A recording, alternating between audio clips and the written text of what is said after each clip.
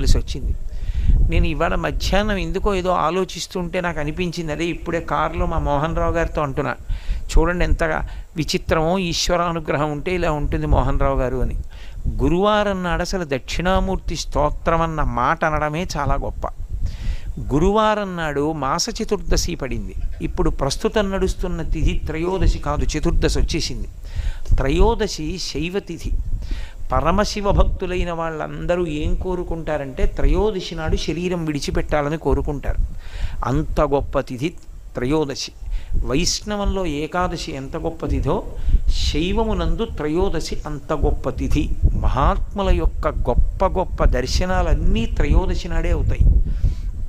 స్వామి హనుమకి సీతమ్మ తల్లి దర్శనం కూడా త్రయోదశి తిథి నాడే అయింది. అందున కృష్ణపక్షం కన్నా శుక్లపక్షం శక్తివంతం. శక్తివంతమైన కారణం చేత పౌర్ణమి ముందు